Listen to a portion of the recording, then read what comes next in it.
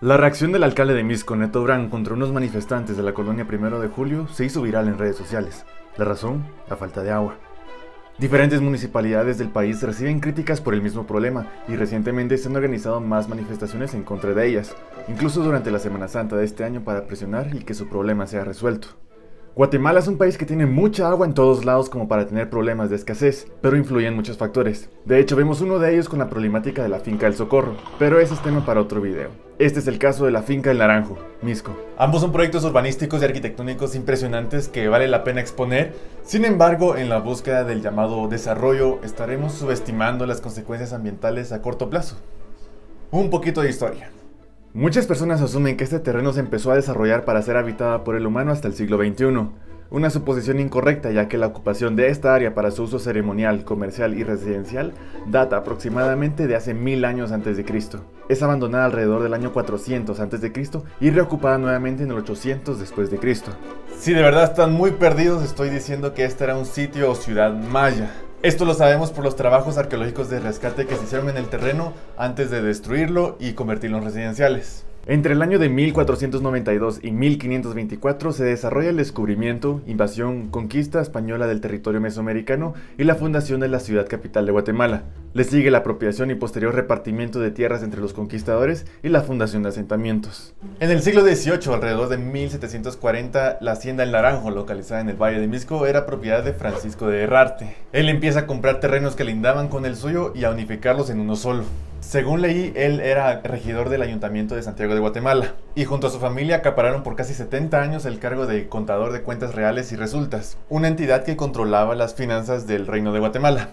Visto. En ese periodo es probable que la hacienda fuera usada para cultivo de trigo o para ganadería. En 1773 se crea una comisión de reconocimiento para buscar el mejor punto geográfico para el traslado y fundación de la nueva capital. Esto fue por el terremoto que supuestamente la destruyó ese año. Todo este viaje de reconocimiento resulta en el primer mapa o plano del Valle de la Ermita en 1774, hecho por José Gregorio Rivera. Ahí vemos la Ermita del Carmen y arriba, pasando por las tierras del incienso, se ve el Cerro del Naranjo y una laguneta.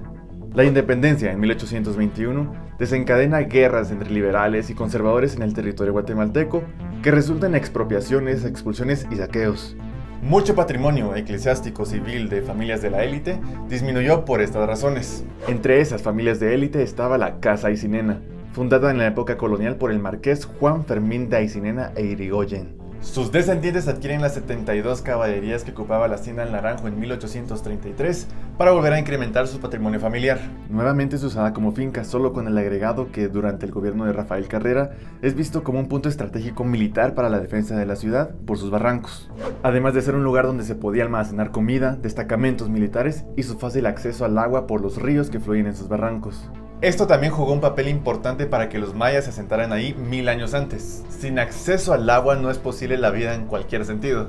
Fueron los tiempos de finca que dejó plasmado el fotógrafo Edward Muybridge cuando la visitó en 1875, además de dejar un registro de las estelas que se encontraban en el lugar. Son los bisnietos del primer marqués los que en 1901 miden la finca para su repartición cuando fallece Pedro de Aycinena. Nuevamente vemos el registro visual de la laguneta. Si han llegado hasta esta parte del video, les recomiendo ver mis otros videos de la historia de la colonia 1 de Julio y la de Brutalismo GT. Ahí abarco cosas que explicaré brevemente a continuación. En el gobierno de Arben se decreta la reforma agraria, en donde se expropiaban grandes extensiones de terrenos que no tenían uso para darlas a civiles y convertir esas tierras en productivas. Según fuentes, los lotes donde se fundaron las colonias La Florida y 1 de Julio pertenecían a la finca El Naranjo y lo ceden por estar más lejos a su hacienda. Entonces imaginemos la extensión del terreno. Es en la década de los 50, 60, 70 y un poquito de los 80 cuando en Guatemala se vive un crecimiento en la construcción de vivienda y de carreteras para solucionar algunos problemas habitacionales. Esto junto a la introducción de nuevas tecnologías constructivas como que despertó a la Aycinena para empezar a sacarle raja a su tierra. Es a principios de la década de los 90 donde el proyecto se empieza a planificar, empezando con la construcción de un bulevar que atravesaría la finca y la construcción de un puente que la conectaría a la ciudad capital. Lo primero se ejecutó entre 1995 y 2000. Le sigue la construcción de bodegas y áreas residenciales, a la par de proyectos arqueológicos de rescate entre 2005 y 2009. De ahí siguen proyectos de áreas comerciales, colegios, hospitales, apartamentos, gimnasios, restaurantes, etc. Si se dan cuenta, en 25 años esta zona boscosa desapareció y se desarrolló de una forma acelerada. impresionante. Pero ya los últimos proyectos sí se ven como algo amontonados o desordenados a comparación de cómo se inició. Lo que sucede es que todas las áreas verdes son codiciadas para la construcción. De toda la gente que conozco que vive ahí, no he escuchado que tengan problemas de agua o de algo similar como de servicios básicos. Solo cuando les obligaron a pagar como 150 quetzales más en una nueva garita para que los dejara entrar a su casa, eso sí salió en las noticias. Y tampoco piensen que es gente rica o mala la que vive ahí. A veces Guatemala tiene ese estigma contra los inquilinos de colonias residenciales nuevas. A lo que voy es que aunque ellos no tengan problemas de servicios básicos o ambientales, estas construcciones sí afectan a su alrededor y sus efectos ya se sienten entre los vecinos. Por ejemplo, la erosión o el desprendimiento de tierra que llega a los vecinos, ya sea en polvo porque está muy seco o baja con la lluvia y provoca otros problemas. Además que para la construcción de casas o carreteras lo que se hace es impermeabilizar el suelo, ya sea con asfalto o cemento. Entonces cuando llueve el agua no es absorbida, sino que resbala. Y si además existían lagunas o ríos que se secaron, ya sea por el hombre naturalmente, cuando llueve el agua sigue su cauce natural y provoca inundaciones. Las famosas inundaciones de El Naranjo en el área de San Nicolás, que destruyó el muro perimetral de una colonia. Estos son algunos problemas superficiales que afectan a la gente, porque si empiezo a hablar de flora y fauna, la verdad es que mientras nosotros estemos bien, no nos importa tanto lo demás. Y no pasamos de solo sentir lástima o tristeza, no pasamos a exigir algo profundo, como la ley de aguas, ya que, según dicen, esta ley obstaculizaría el trabajo de hidroeléctricas y mineras y de estas construcciones. Porque, además de cuidar el uso y el cuidado de los ríos, habría que cuidar bosques, ya que para el ciclo, captación y el consumo de agua esto es muy importante. Un dato interesante, cada vez el humano se adentra más a un área que pertenece a la vida silvestre, se entra en contacto con especies con las que normalmente no tendríamos contacto alguno. Es por eso que la tala de bosques es un factor importante que provocó esta pandemia del COVID. La obtención de agua para el consumo humano ya no es a través de ríos ni acueductos, ya que casi el 90% del agua superficial está contaminada. La obtención de agua para el consumo humano se extrae de mantos acuíferos subterráneos y estos contienen agua gracias a las zonas de recarga hídrica, que son áreas que permiten que estos pozos se llenen otra vez y acumulen agua para poder seguirlos explotando. Los bosques se encargan de ayudar a la filtración de agua que cae en forma de lluvia, ya que con sus raíces detienen el agua de la precipitación y facilitan que ésta llegue al acuífero o manto freático, formando así el agua subterránea que extraen los pozos. El suelo con cobertura forestal tiene la capacidad de absorber agua 18 veces más que un suelo desnudo y erosionado.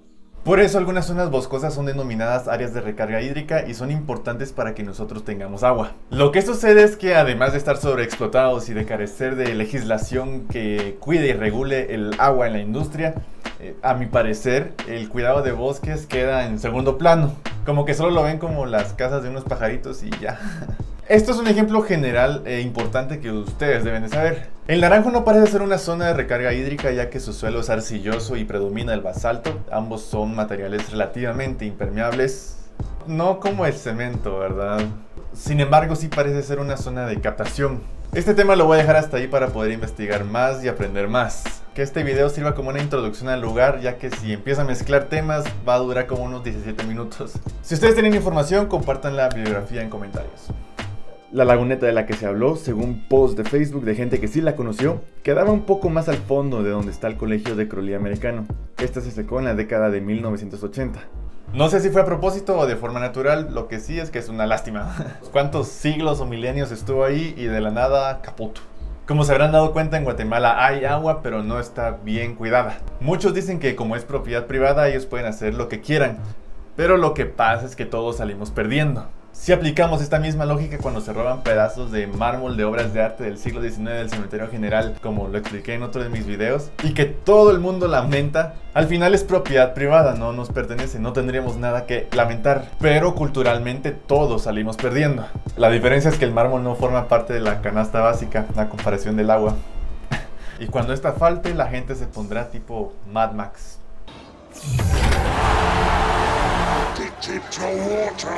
Unas 500 veces más violentas de lo que está pasando ahorita.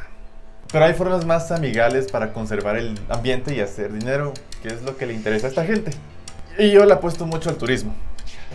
Parte de esta investigación es una visita de campo aquí al Naranjo para ver cómo siguen construyendo, qué tipo de tierra hay, aves y qué más cosas interesantes podemos encontrar para una ruta turística que sea como una contrapropuesta, que solo sea de seguir construyendo y construyendo y construyendo.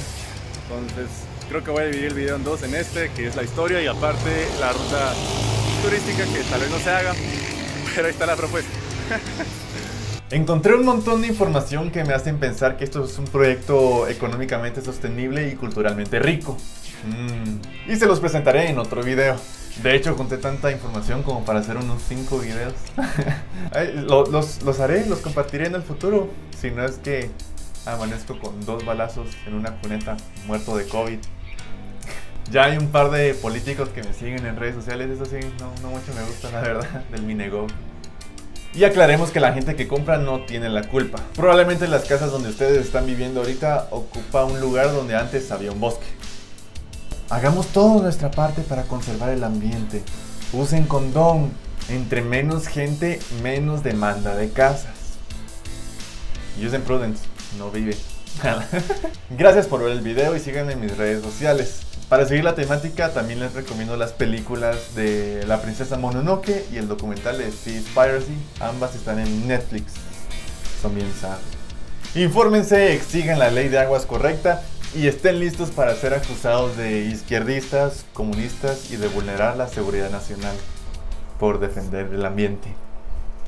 Guatemala siendo Guatemala.